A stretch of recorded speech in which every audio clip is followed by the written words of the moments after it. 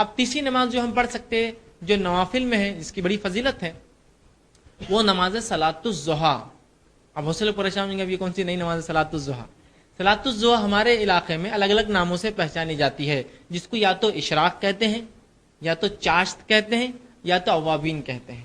یہ نماز ایک ہی ہے، اس کے نام تین ہیں. نماز کو کہتے ہیں عربی میں صلاۃ الضحیٰ، ظہر نہیں ضحیٰ. ٹھیک، یہ نماز کیا ہے اور کب پڑھی جائے؟ تو اگر صلاۃ الضحیٰ بالکل سورج نکلتے ہی پڑھی جائے، طلوع آفتاب کے فوراً بعد پڑھی جائے، تو اس نماز کو اشراق کہا جاتا ہے. صلاۃ الضحیٰ کو سورج نکلتے ہی اگر پڑھا جائے فوراً، اس کو کہتے ہیں اشراق. تو مسجدوں میں لکھا ہوتا ہے اشراق کا وقت. اور اشراق کا وقت یاد رکھیے، فجر کے بعد سے اشراق کے وقت تک کوئی نماز ہو بھی نہیں سکتی، کہ تو وہ 20 منٹ طلوع آفتاب کے ہوتے ہیں.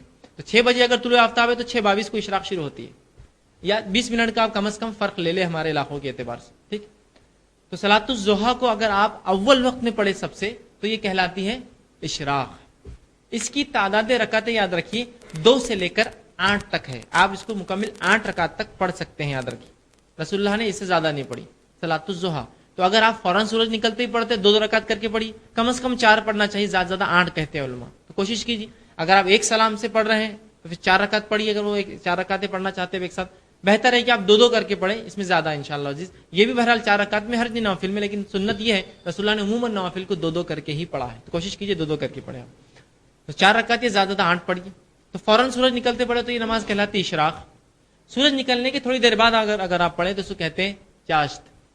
ٹھیک، اور سورج اتنا اوپر آ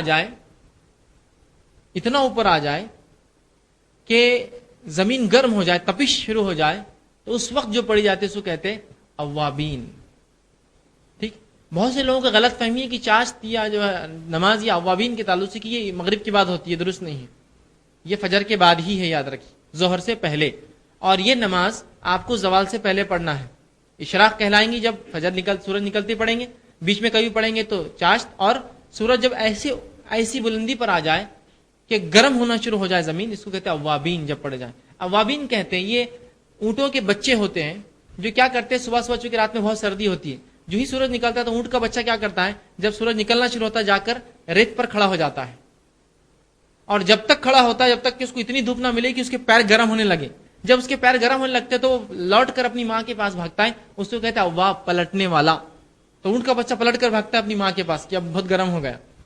اب ظاہر سی بات ہے ریت کو گرم ہونے اور اونٹ کے بچے کے کھر گرم ہونے کے لیے سورج اونچا ہونا ضروری ہے، اوپر آ جانا ضروری ہے، تبھی تو وہ تپش ہوں گی، جس کو ہمارے علاقے میں ہم کہیں گے 10 بجنا یا 11 بجنا، جب تپش دھوپ کی ہو جاتی ہے. اس کے بعد تو پھر زوال یاد رکھیے، 11:30 ہوگا تو پھر تو زوال، پھر ہو گیا ٹائم ختم اس کا. تو آپ اس کو فجر کے بعد سے مطلب طلوع آفتاب سے لے کر زوال کے بیچ میں پڑھ سکتے ہیں.